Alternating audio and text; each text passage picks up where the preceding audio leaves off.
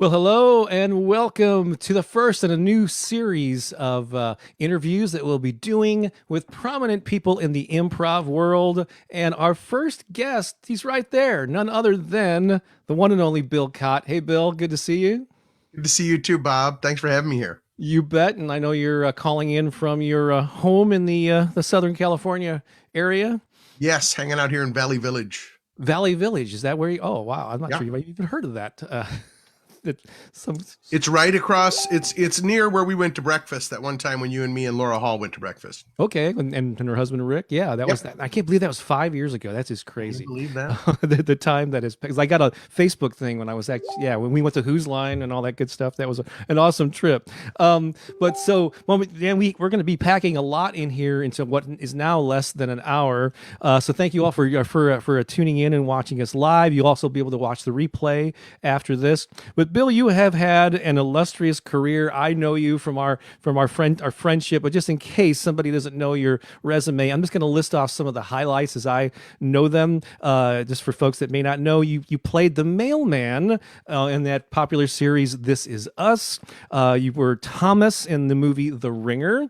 And actually, John, our tech guy here, we were just talking before you came on.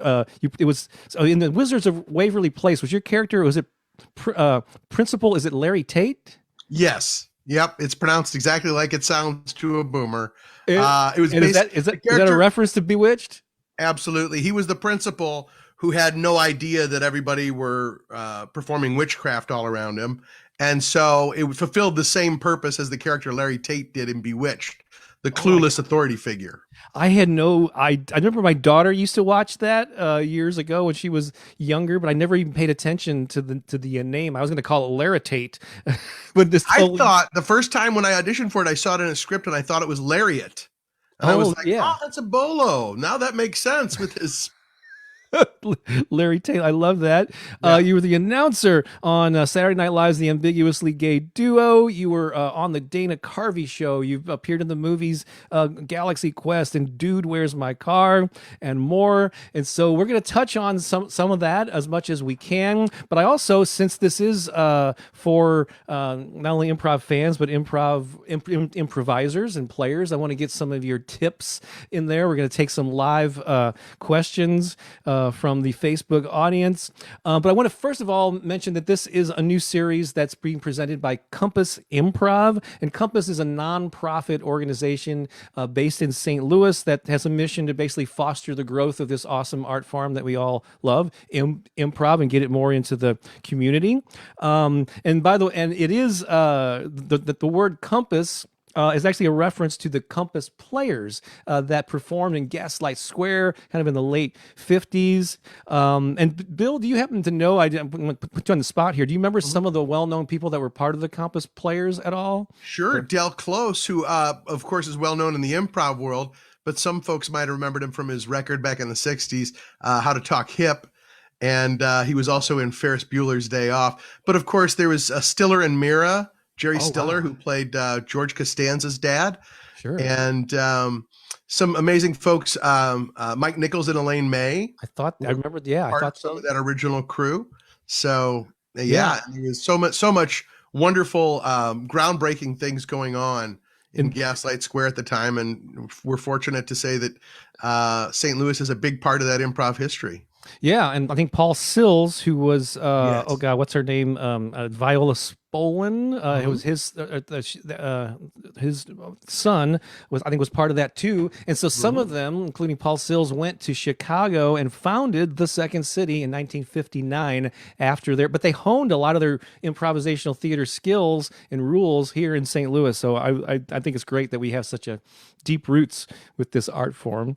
So that's very cool. And so when we were this came about a board meeting that Compass had. I've been on the board for about a year. We have an awesome group of volunteer board members, and we were trying to think of some things that we could do in the new year as the pandemic and COVID is still an issue. We can't really do live events like we would like to, and so this idea of an interview series came up, but also it was mentioned by some of our board members of what something we could do to give back to the community, to other nonprofit organizations. So we decided to combine them, and so we'll be talking more about it. But our charitable organization is called Carney's Kids Foundation, and we're going to come back. And that was actually one of Bill's choices, so we're going to come back to that. I'm going to be conducting these interviews, and as you can tell by the little words under our frames, my name is Bob Baker. Again, I'm a board member of Compass. I also teach and perform improv. I co-wrote a book on musical improv with Laura Hall, so I've been immersed in this art form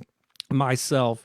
So here's our plan, Bill, and those of you watching. I want to talk a little bit about your background, of course, how you got into improv, some of the experiences you had with some of those highlights that I mentioned, and I'd like to ask you like some lessons that you learned from some of these specific people that you worked with, and then again we're going to have some tips for improvisers and take some live questions. So that's what's in store here. So buckle up. First, I wanted to ask you about this past year. We're coming up on a year now of pandemic era in our lives, and how have you been hanging in there with this, with personally and with improv? Well, I was kind of, to be honest, the first day that the lockdown seemed that it was going to become imminent, and I was in a grocery store, I became frightened for humanity because I saw people hoarding, not just the toilet paper, but they were, pushing carts down that were like covered, just like filled with inhumane amounts of food. And I was like, what is it going to be like here for a while? Yeah. And what I did know is that there wasn't going to be any shows. And I thrive off of being a part of people's day, making people laugh. Yeah. And I hadn't been online doing comedy in a while, but I had started this thing called the Live Jive just before my daughter was born to kind of like while away those days. And I was eating oatmeal every day because I was trying to eat healthier. And so I started something called the Live Jive, and I still do it on Facebook from time to time, but right now it's primarily on TikTok and on Instagram. And it's just a chance to talk to people, to hop into characters and to do those characters, because it would be silly if I just put on wigs in my bedroom and there wasn't a camera on me. Because I do remember, I have the reason I'm asking, because it seems like in the early months, like in this last spring, you were doing them almost daily, were you not? Yeah, it was 5 days a week, 2 times a day. I would do a breakfast show in the morning where I would just kind of try to talk to people about how they were feeling. At first, fear, then of course grief was setting in, both for loved ones and for our way of life that we had existed in before this temporary, hopefully over soon period of life. Yeah. And then in the afternoon, I would just do off the wall characters, a beatnik poet, which is kind of like a little tip of the head to Gaslight Square, a character named Matusi Finkel, who is a horrible gossip columnist, and Mountebank, the great Mountebank. Yeah. It's so cool, because I happen to remember a post that you made around this time when if you've been doing it for some weeks, where you said that you're actually were performing more than you were before the pandemic. And I thought that was a great way to have that attitude of making lemons making lemonade out of lemons. So you found a blessing in it, or a way to actually not to take advantage of it, but to make yourself useful during this period. Yeah. Well, I had to. And I had been inspired by something I had heard just the week before that, which was that, when there's an obstacle there, the obstacle isn't in the way, the obstacle is the way. It'll show you what you need to do. And so I was like, well, then I'm going to double down on it. Yeah, and I think improvisers are well suited to be able to roll with it, to accept what is, and make the best of it. And I'm just curious: did you just do that for fun? Did you do that to hone your skills? But did you actually I mean, not that it's necessary, but did you monetize them at all? I really didn't. At one point, somebody said like, "Oh, you got to get a Patreon," and I'm like, well, I'm not sure if it's suited to that. And then some people said you need to put a PayPal link in the bio, and of course that was wonderful too. Some folks were very, very generous, but it just didn't feel right to me to be asking for money on a daily basis for something that I was getting so much out of. Yeah, totally. And there's sideline benefits. I'll still take money from people. Yeah. But maybe it made them more aware of the other things that you did that you do charge for, like your classes. And I'm sure you went with online classes like I did. Yep. Yeah, instead of just waiting for this thing to, because yeah, we might be waiting a long time for it to blow over. Yeah. So let's just kind of go back. I know I actually interviewed you on one of my podcasts, like I think that was 6 years ago. It's crazy. People ask But me questions that are based on that interview all the time, just do so they you really? know. Oh Oh, yeah.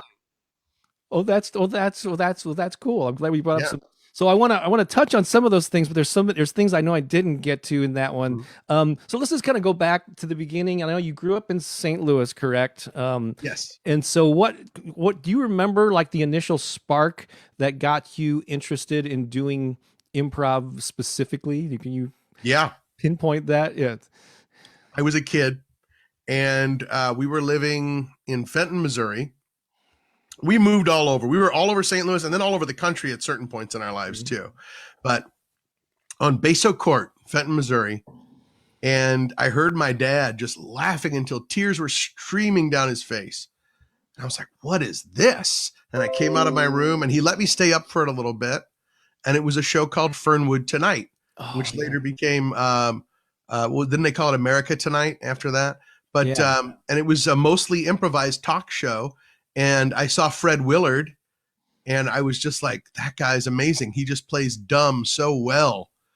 And Martin Mull, wasn't he? He was yeah, the and Martin Mull, but specifically all the people who had like a Second City tradition. I was like, they're from Second City. And my dad, who wrote industrial shows, every time he would do one in Chicago, he would use Second City company members. oh wow, So he was already a huge fan of Second City. He was hooked on SCTV on PBS that it was showing at the time. That was before it even hit NBC. And so I knew that the sort of humor that I wanted to do originated in improv. So I knew somehow, I didn't know what I was going to do. Certainly didn't know I was going to wind up teaching improv like I do now. yeah. So at some point, and I don't know if there was however you want to skip around these to get to Chicago. At some point, you moved to Chicago to get some official training. I think with Second City, is that right? Maybe there was some things that Yeah. happened prior to that to get you more involved in it, but yeah, Yeah. I performed for about a year at Catch a Rising Star in Union Station doing oh, a that's troupe called The Network, and then moved to Chicago after that. My first teacher was Stephen Colbert. I remember that. How awesome is Yeah. that? And of course, before running, anybody knew much of who he was except in the Yeah, nope, nobody improv had a world. clue. So that's cool. And then, so as I understand it, with Second City, your ultimate, like the pinnacle of your career with Second City is to be on a main stage show in Chicago, right? Yeah. But in leading up to that, they would put promising players in touring companies. Am I fair? Am I accurately describing that that Very process? much so. So you were the touring company. I don't know for But how. you didn't mention any of the intimidation and underpayment. Okay. Hope that goes with touring. Yeah, I understand you travel in a van and everything's sweaty and yeah, it's not Yes. glamorous at all, right? Not at all. So name some of the people that you were in a touring company with, and this was in the '90s. Am I correct? Yes, There? this would have been 94. 94 I Okay. was touring. And that was Tina Fey, Amy Poehler, Rachel Dratch, Horatio Sands. My God, really? Yeah. Wow. Those Jerry names Minor. kind of ring a bell. Now, were they in the troops at the same time, or did people come you were This was different? all different people in different companies at different time. And then sometimes we'd be booked for special gigs together and they'd kind of like cherry pick. But Wow, that is, yeah. I remember just being blown away when you told me that. So I'm going to come back to them. I know I'm trying to just keep an eye on the time. There's so much I want to get to. But if there's anything pertinent about any of these experiences that you want to dive into, please slow me down here. So, but recently I watched the documentary on the Dana Carvey show, mhm. and I think that just recently came out, didn't it? Or Within the has it been last out? 2 years, I believe, Oh, more it's already people been. really started discovering it when people became hungry for entertainment, and Yeah. then they especially became hungry for comedy. They started rediscovering both the Dana Carvey show and that documentary on Hulu. Okay, I just discovered it like a couple of months ago and was fascinated by it because I kind of remember it, but I didn't remember a lot of the details. You were a part of that show, and you were quoted often in the documentary. How long ago did they record those segments with you and others? I want to say that was about 4 years ago. It was before Okay. my daughter was born, I know, and she's 4 years old, so it was around then. Okay, so what? Not that terribly long ago. So Mhm. remind me of how you got invited to be in the Dana Carvey show. The short-lived. It was like 7 or 8 episodes, I think. Yeah, I think it was 7 at the most. Yeah, It, and it watch felt the like a couple documentary if you haven't more. seen it, because it's a great story about why it only lasted that long, Yes. and it's a pretty yeah, fun ride. But I'm sorry, yeah. So what led to you being part of that? I had auditioned the year before for Saturday Night Live, because when you're in Second City, eventually somebody from Saturday Night Live is going to take a peek at what you're doing and decide whether you're right or not for the show. Mm. And at least I was right enough to be flown out there with some of the major players that wound up getting on Saturday Night Live that year, like David Koechner and Nancy Walls, people who I had all improvised with in Chicago. Cool. And I didn't get it. I was kind of heartbroken because that was what this whole supposedly was leading up to. Yeah. And I did the audition, and in the audition, I did my impression of Jackie Gleason taking a difficult crap. Yeah. Okay. And that was something that Lorne Michaels did not like at all. And what I found out later when I was auditioning for the Dana Carvey show, Robert Smigel came out. I was in the lobby and he said, "Hey, Bill." And I was like, "How do you know me?"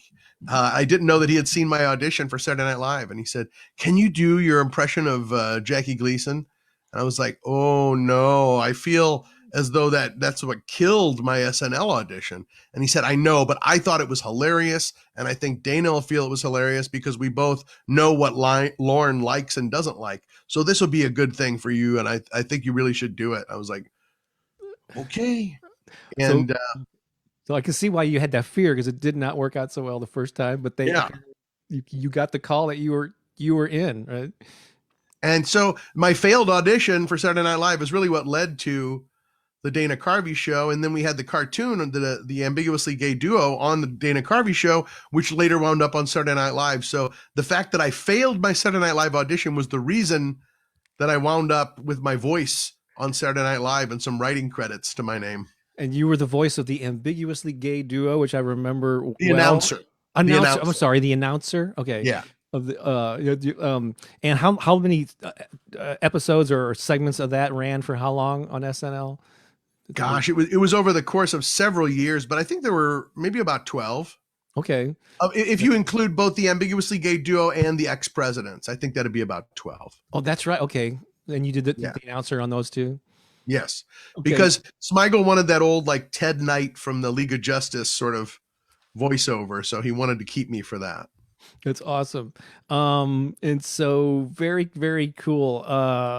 Yeah, so we're going to come back to some of this stuff here, but Ned, what a great experience. I think this would be actually a good time just to take a pause and talk about our highlighted charity here, which is the Carney's Kids Foundation. So some of you may or may not know that that John Carney is a well-established radio personality, comes from a broadcast family. His dad, Jack Carney, was legendary. He was on KMOX, I believe, for many years.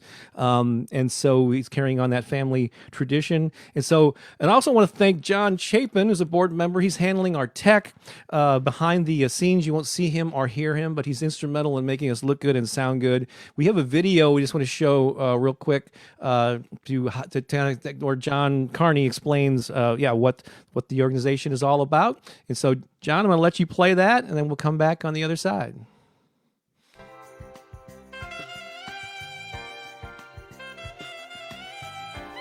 Carney's Kids started as an effort to do more in the world of philanthropy. I would host 40, 50 charity events a year, but I was never really sure what difference I was making. And with Carney's Kids, it was an effort to pick out some charities that maybe didn't get as much attention and use my show and my voice to promote them. But I got more involved with them, and I was also able to see more of the effects that we had on the families that these charities served. With Carney's Kids mission statement, we serve charities that serve children. And there's a lot to choose from and a lot that need help. And for the last 8 years, we have worked with Litzinger Special School. We have worked with Delta Gamma Center. We have worked with St. Louis Crisis Nursery, Rankin Jordan, and we've picked up others along the way. We have an all-volunteer board. Nobody gets paid anything, including our executive director. And for me, an example is a camp called Not a Clot Among Us. And that is something put on by the Gateway Hemophilia Association here in town. And of course that hits close to home because my youngest son has hemophilia. And this camp allows the kids to go and be with other kids with bleeding disorders, and they learn how to infuse themselves and do other things like that. So we contribute to them to give kids an opportunity to go to this camp. So a lot of this is very personal to all of us. So we have organizations that we are in very close contact with. We know what their needs are. So when the money comes into us, every dime goes back out the door to them. Like we work with Delta Gamma, and they told us, look, we have this program where kids are able to be in bicycle races, although visually impaired, where you've got a professional rider on the front and the kids on the back. And it's a great program. We just need more of them. So Carney's Kids got involved, and Carney's Kids built them 2 tandem bicycles. And there you have it. There's a little awesome video there explaining what Carney's Kids Foundation is all about. And so the way we're doing this is we're trying to focus on St. Louis charities, but as we interview more people without a St. Louis connection, we may expand that a little bit. But when I asked Bill, that was one of the first ones that you listed, and just do you mind explaining why that was a special one for you? Absolutely. Well, John is a friend of mine. I've been on his show a number of times, and I know it's an important cause for him, but also I know it's an important cause for St. Louis. Mm-hmm. And, it's about serving charities that serve kids. Yeah. And I really think, it sounds corny to say that the children are our future, but, it's not just a song lyric. We have to provide a safer world for them so that they can provide a safer world for others. Absolutely. Well said. Yeah. And I think it's cool that he, I actually, that video explained a lot about what the organization was and how he was supporting it, through being a radio personality, but he wanted to do more. And I thought that was pretty awesome. So here's how this is going to work. I also want to say this too, yes. before we go on. I'm sorry to interrupt. No, go for it. The other reason is that, his dad, Jack Kearney, I grew up listening to him on Saturday mornings on KMOX radio. He would play like the best of Jack Benny and the best of George Carlin and the best of, Phyllis Diller, St. Louis. And so I found out about most of the comedy I knew about through his dad. Wow. So, when you said it was for Compass, I'm like, well, if we're talking about St. Louis comedy history, I got to pay some respects. I remember listening to Jack Kearney too. Yeah, so that's awesome. Great tie in there. So here's so what we're doing. So Compass is collecting donations. Actually, you can go there right now while we're live or right after the show. But we're basically gonna be collecting money for Carney's Kids through for the next 5 days, through Friday or Saturday. So there's a finite amount of time. But so we encourage you to do it soon. The web address should be on the frame of the what you're watching here, but it's compassimprov.org/donate. And go to that page. And I think I think you do it through PayPal, but you just select the amount of your choice. Anything we collect between now and Friday or Saturday-ish, we will total up, and then we'll send one check to Carney's Kids. So we're gonna have a different charity every month. And in addition to taking individual donations, if you're a business and you would like to make maybe a slightly larger contribution to whatever charity it is that we have, reach out to us. So there should be a contact form there at compassimprov.org, and maybe we can throw up a little something for to pay tribute or to honor or acknowledge any businesses that would like to make contributions to some of these charities. And so, yes, I see there are some. I'm going to ask Bill a couple more questions, but I want you to on Facebook to list your questions in the comments, and John will pop some here in the chat box for me, and we'll try to get to as many questions for Bill as we can by the time we have to wrap up at the top of the hour. But so go ahead and put those in there, and then I'll keep an eye on them, or John will, and will let me know. So let's kind of shift over into the craft of improv, and of course we all have influences, and you happen to have rubbed elbows with some pretty awesome, iconic people. And so, do you mind if I ask like things that you learned from? So we have names like Dana Carvey. Oh yeah, Steve Carell was on a little known guy back in is on the Dana Carvey show. Colbert, who was your instructor, was on that Dana Carvey show. You worked with Amy Poehler, Tina Fey, and so on. Any of those, like, what did you learn from some of those people? Do you remember like a nugget or an experience that you had that influenced you? To just pick any of those. I could shoot a few from the hip. One of which, something I learned from Amy Poehler, who was a little bit newer to the scene than I was at the time. But she would call me up after practices and like thank me for supporting her ideas. And I was kind of assuming that's what we all were there to do.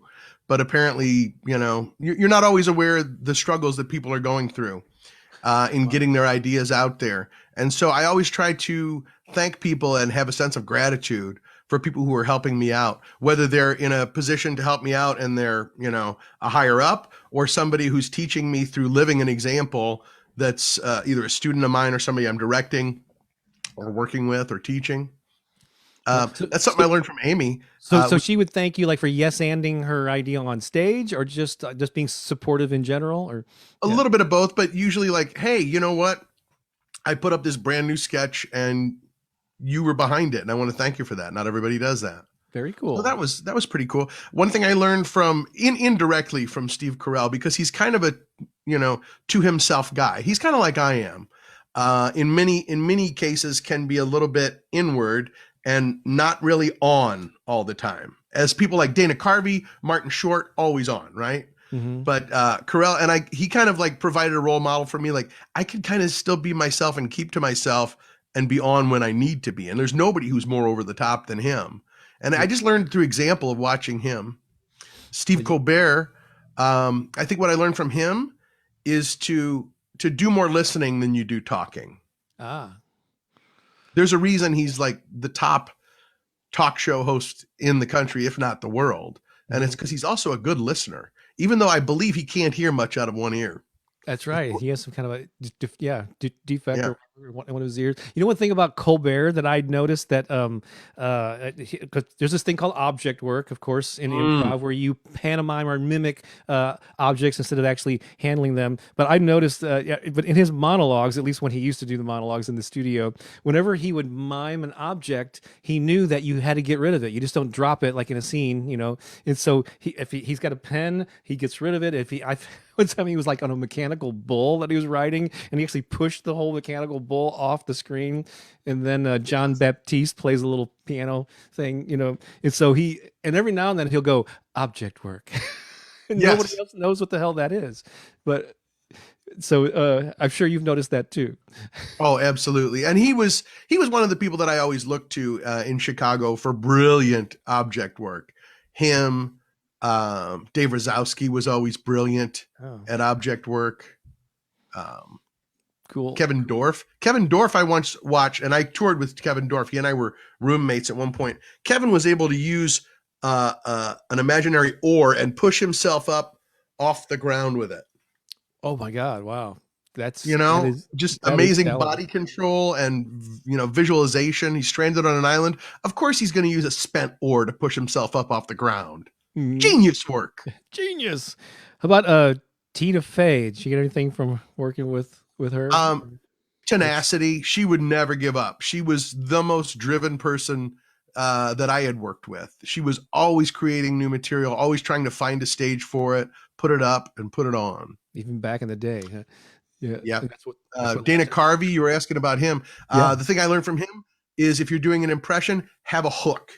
And what that means is a phrase that person goes back to and says a lot, or a facial expression that they do, or a movement that they do with their hands or something like that. If you watch every one of them, he's not the world's best impressionist, but he captures their spirit with that "not gonna do it" and things like Okay. that.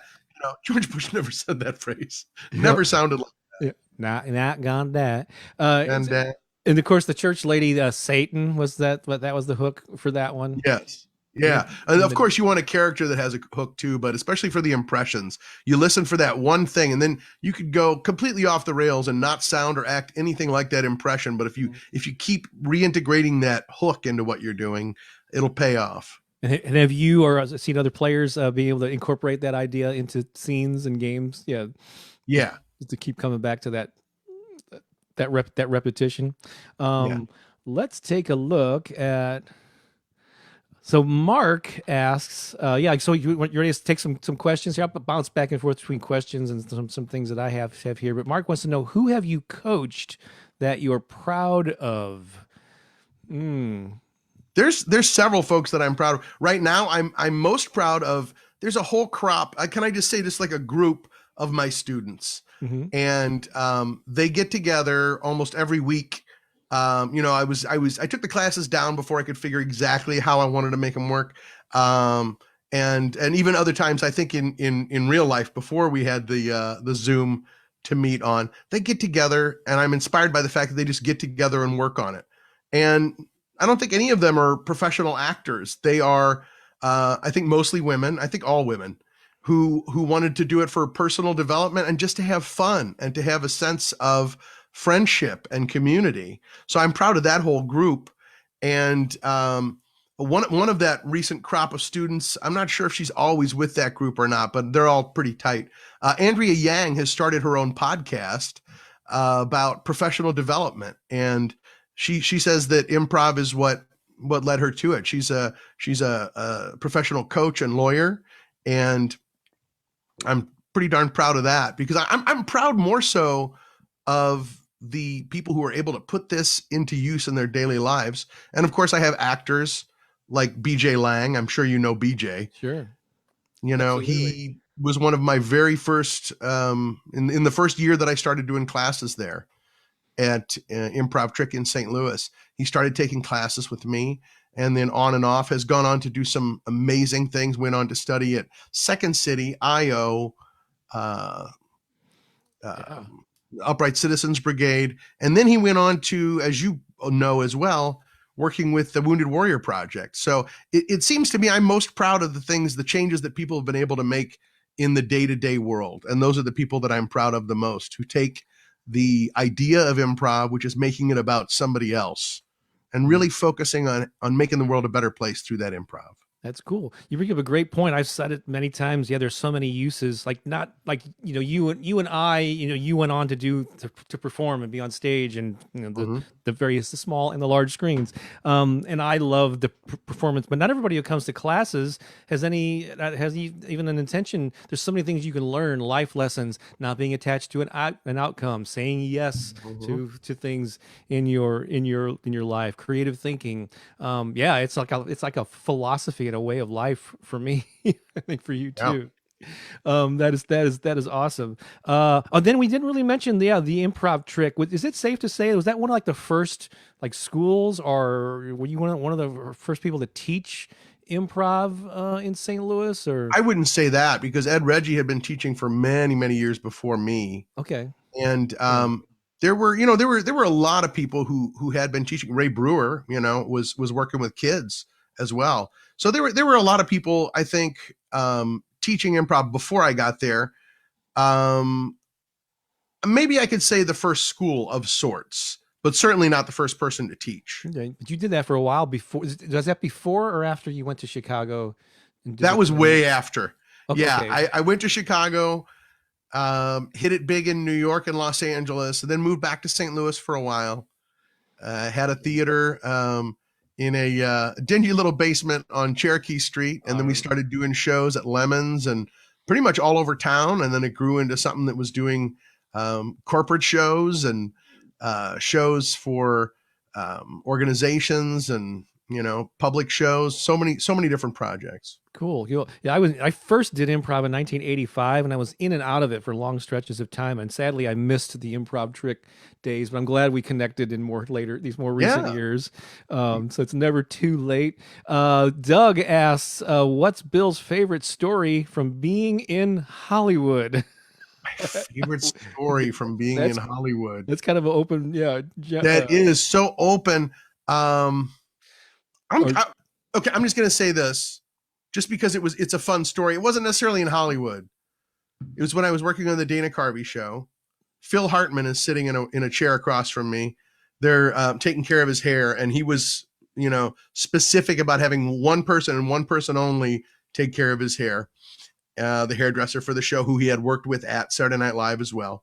He was fussing over his hair and everything, and I was just sitting there looking at one of my all-time idols, dressed up for a sketch. I had a tuxedo and a fez on because I was playing a sketch, which kind of I would consider, I think a lot of people would consider it a little bit out of touch and a little bit offensive now. It was making fun of foreign film directors not understanding, and it was more of a language thing, but it also got into some unfortunate cultural stereotypes, I think. But anyway, so I'm wearing a fez and just staring at Phil Hartman, and then he turns to me and says, "So, are the Shriners in town?" And I just looked at him and I couldn't think of anything to say because I've always been starstruck by Saturday Night Live and everybody who's ever been on it and been a part of it. Like I've worked with some of the, and met some of the original cast members and still never been able to like bring myself to say a word. Wow. So he asked me that. "So are the Shriners in town?" I just look at him. No. That was all I had to say to him. Of course, and then an hour later you go, "Oh, I could have said that." Or there were 15 million comebacks. Yeah. I could have done Shriner convention jokes. I could have, talk about the little car. So, yeah. So that's funny. That's you're humble and still can be. Yeah, I'm easily starstruck, and and love meeting people that I've admired for years. And so let me see here. Oh, I remember one time you taught a class in St. Louis that I attended, and a few of us went out for a little snack and drink afterwards. And I remember I was sitting there at the table with you. Go, "Here's my chance to ask Bill Chott any question." I don't know why I came up with this. You may not even remember this, but I said, "What happens, Bill? Like if you're in a scene and the scene's going nowhere, what do you do to save the scene?" And your response was, "Don't try to save the scene, try to save the moment." I don't know if you remember that. Remember telling me I like that answer. I want to write it down and make it the title of a book. If I had to ask you to elaborate on that or what you meant by that, it sounded profound. Yeah. Well, because in an improv scene, people are trying to make it about something. Mm-hmm. That's why I'm not a big fan of there's only these kind of scenes that you can do and you have to go into them or find the game of the scene. What you need to do is find out where you are and what that person is saying to you and what they're not saying to you. And you'll only discover that in the moment. And people can try to juggle the two, but if you're so transfixed on mining the scene for comedy, you're not going to be connected with your scene partner. You're not going to be able to save them, which is your real goal. Your number one goal is to make them look good, make them look like a superhero. Did Del Close have that quote about treating your partners like a genius or something like that?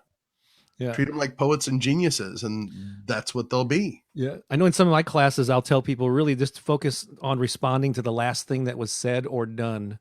Especially if you're confused about where this is going, just pay attention. What just happened? How is it delivered? How are they holding their body? What's their, and just respond to that in the moment. It doesn't have to be brilliant response. Just respond to it honestly, right? Yeah. And you could also say, "I'm confused." That's what so many people, that's what puts people in their panic zone. They get confused and they're afraid to say, "I'm confused. I don't know what that means." Even in character, right? Yeah. Explain to me my surroundings. Mm-hmm. You can do any of those things. That's cool. Scott, let's go to some questions here. Scott asked, "Do you have any forms that you prefer to coach or perform? Forms. You know what? I'm more excited about style than I am about form. So I love doing music, and it could be short form musical, long form musical. If it's musical and I miss it, can I tell you right now, that's the one thing I miss in this pandemic, because you can't really do musical improv. What I could do is I could take a recording or take a risk and be in the vicinity of a musician, but I can't really harmonize with another person. I can't really create a chorus, which is really what you want to do in musical improv, with another person. So, and I think this pandemic helped me realize, if I didn't know it already, and I kind of did, that what I love most is musical improv. I do, if you want to ask me, do I prefer short form or long form? Short form. I enjoy doing long form, but I think short form is more accessible both to performers and to audiences. And improv is supposed to be a theater of the people. So while it's really fun for us to do some really complex forms and challenge ourselves in new ways, I think we're going to connect with our audiences more, or at least I do, when I'm doing short form improv. Yeah, I think long form has been sometimes compared to, or I've used that analogy. It's like the jazz of jazz music of improv, and it's a great form. Honorable, and it's fun. It's fun, and it's even more fun for those who are performing, and it's fun to watch somebody in flight. That's a wonderful thing, but not everybody will appreciate some of the intricacies of that. And I like short form because you're involving the audience throughout the entire show. Instead of just getting one word from one person and doing 20, 25 minutes, I like every 5-6 minutes, you're getting a new input from the audience, and everybody feels like they have an opportunity to contribute, Yeah. I've never understood people who say, like, it's group mind. It's all about group mind. Trust us. We don't need suggestions. Why not let the audience be part of that group mind? Exactly. Well, good. Thank you for sharing that. So Kristen asked, and I'm just going to read this as you're going to hear it as I'm reading it here. As an avid watcher of live jive on TikTok, I wanted to know, have you thought of creating new characters to improv? Or what, Matusi? Oh, it seems to be Matusi Finkel, darling. That's one of the characters that I started doing on the live jive. And I think what the question is, am I going to do more characters like Matusi? Yes. Cool. There'll be a lot more of that. And then there's going to be a lot more audience interaction, because TikTok is about to reveal a feature where you can do dual lives, which you can already do on Instagram. But it's so much easier to find an audience and connect with people randomly, and yet also kind of designed by algorithm to appreciate what you do on TikTok than it is on Instagram. Very, very cool. And so so you have reoccurring characters that you do during the live jives. I'm gathering. I haven't watched enough of them to be able to see the pattern. And do those characters have those little catchphrases or physical things that you talked about? Everyone has. For Matusi is, "Hello, my little tartalas." And then, well, she doesn't say that as often in these most recent TikTok ones, but it's just her laugh. In this case, it's the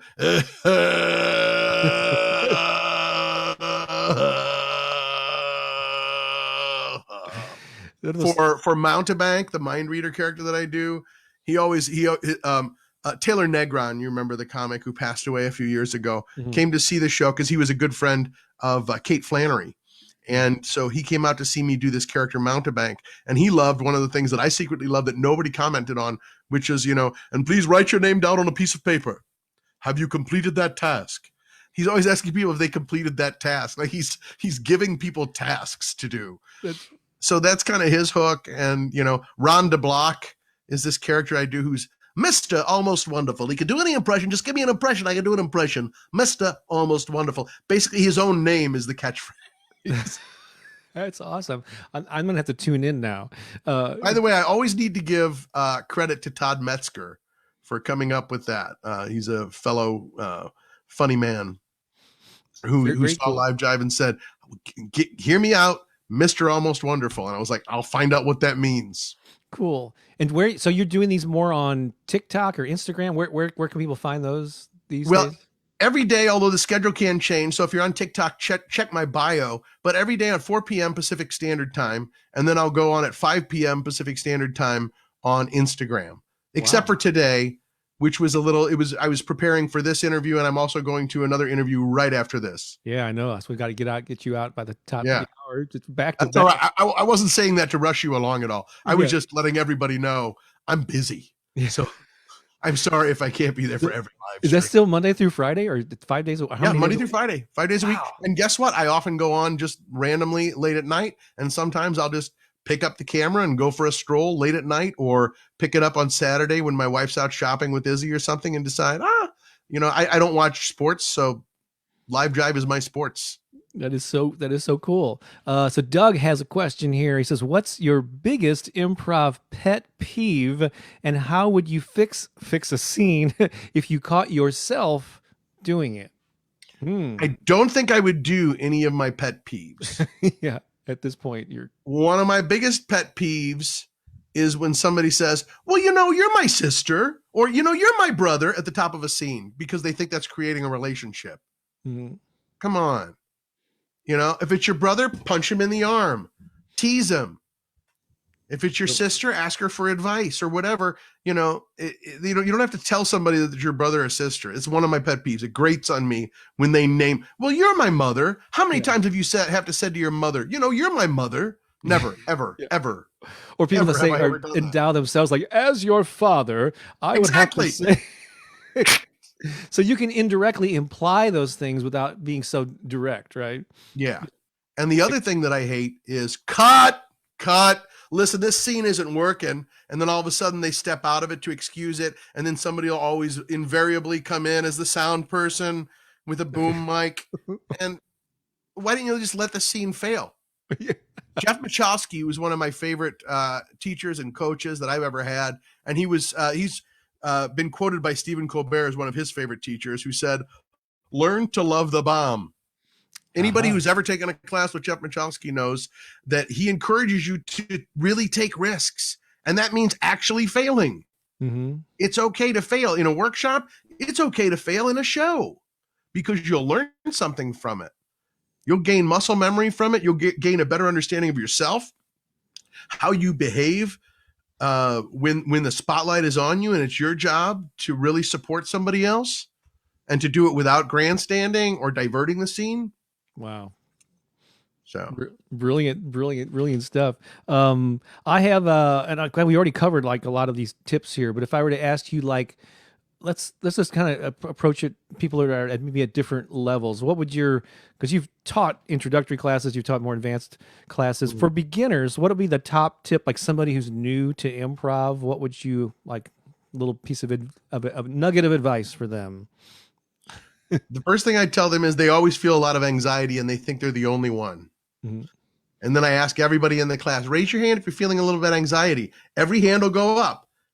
So to know that it's common. And then I also tell them, my hand's up too. Did you notice that? Like, I had anxiety through most of this interview. I just don't talk about it. We have a million things going on in our brain, and we're allowed to let them go on as long as we can listen, as long as we can be present. And so I would let them know it's okay to feel that way. Matter of fact, it heightens your listening skills. It heightens your thinking skills. Cool. It's built into us. So I tell them that. I also tell them, don't be afraid to make mistakes, because you learn through making mistakes. You never learn to ride a bike unless you fell down and skinned your knee. That's cool. I know in some of the warm-ups that I've done, especially with newcomers, I'll say, think in your head, like your greatest fear about attending this improv class right now. And then when it's your turn, shout it loud and proud. And we're all going to applaud you for we're going to get it out in the open, and they'll take the air out of it too. You're not holding it inside as some secret, and so that seems to work. You have to name it to claim it. Yeah. Yeah. Awesome. Those are great pieces of advice. And then maybe so for an intermediate player who they already know yes and they have a lot of the basics down. And I know this is you probably, it's better to give a tip when you see somebody doing something, but in a generic form like this, what are some of the things that you teach in a more of an intermediate setting? 2 words: do less. Oh, very cool. You want to explain that just a little bit? Nope. No, of course. Go into detail about doing less. An easy answer. I want to get out of here. Yeah. No, what I mean by that is Too often they feel like they need to. Oh, I'm cooking, so I got to break my eggs and do this, and I got to do that. No, just make sure that the edges of your eggs aren't burning on the skillet. Mm-hmm. Focus on that. Do you have to talk about your eggs? Nope. If you're doing it good enough, we'll never need to know. We'll never need to hear it. Yeah. We'll know. And then allow everything that happens in the scene to be a metaphor for the relationship. Oh, yeah. You know, then the fact that it's taking a long time means if you could take a long time before you speak, because that's a metaphor for the relationship as well. And everything can be that at every step along the way. It's always about, whenever somebody starts with object work, there's a tendency to talk about folding the towels or whatever. And, I don't like the way you fold, but it's just a I'm folding these towels because I'm your mother. Yeah, let's throw in all the pet peeves into one. But it always comes down to who are these two people? What's the relationship with each other? What's the dynamic here? And how can we discover that by peeling back the onion line by line and then playing with that for a little bit longer? I guess that's one way to put it. And I've heard the term slow player. You know what I'm talking about. What does that mean to you? I've heard he or she is really good. They're a slow player. Why would that be a positive? It'd be positive because people see improv and it looks very fast to them. But what we're doing is accepting fast. Mm-hmm. What's really there is in between what's being said. So if somebody's a fast player, they're not paying enough attention to their object work. They're trying to get on to the next line instead of letting the last line wash over them, cause an emotional reaction, and then speak from emotion or speak through emotion. Very cool. And then I don't know. Yeah, I don't know if we're going to run out of things that tips, but here's a question of mine. What's the most unusual piece of good advice that you got about improv and performing? The most unusual, like something that seemed counter to what you would expect, and maybe we've already talked about. It could be from one of these people that you worked with, but I'll tell you what, Dave Rosowski, who's another one of my favorite teachers, and he taught me. I was only in his class for a couple weeks, and that's one of my greatest regrets back in the Chicago days. But what he always says is, people always get hung up on if somebody asks a question in an improv scene. Oh, you asked a question. You can ask questions. Yeah. Try to avoid them because it'll grease the wheels. But I heard Rosowski say this, and it's echoed with me, which is you don't have to answer the content of the question. You can answer the intent of the question. So if somebody says, did you get the bottle of wine? You don't have to say, yes, I got a Merlot in 1982. And you don't have to go through all that. You could say, wow, you're really excited about that wine. And all of a sudden it becomes about somebody instead of about this wine that is incidental to the scene. It can be a root of the scene. We can ground ourselves in that wine, but it doesn't have to be about the wine. Right. That's awesome. And I think you mentioned that lunch at the top of the show, and I was going from there to go to a Dave Rosowski drop-in class because I asked you guys about Everybody is on their way to a Rosowski drop-in. I know. I attended one while I was out in LA, and it was pretty profound. And he's actually, I may have to reach out to him, ask him to be our guest on one of these upcoming interviews. You should. My wife just took a recent class with him and loved it. Cool. So thank you so much, Bill. I want to mention that we already have our next guest scheduled for February. It's also Tuesday night, and 4 weeks from tonight, February 16th, Liz Allen will be our guest, and I think she's from the Chicago area. I think you know her, right, Bill? Yeah, from going back to quite a while, and then she's I think she's either she's working with Jeff Ash or they're working in the same area right now. Jeff Ash did a lot of improv trick out here in Pasadena. Cool. And by the way, I found some ways to make musical improv work on Zoom, so we'll have to talk if you want to do more of that. I would like to know that. If it involves a lot of technical things, it's not going to work on my No, I don't think so. I think there's just some ways of work. Yeah, you won't be able to sing choruses and do harmonies with people, but there's other things musically that we can do. But anyway, I'll Yeah. get back to you, and maybe there'll be some fun things that we can do. Want to mention again that Carney's Kids Foundation is our highlighted charity that Bill chose for this particular month. And so if you go to compassimprov.org/donate, just enter the amount of your choice. Compass will collect all those funds. We'll only do that for the next 5 days or so.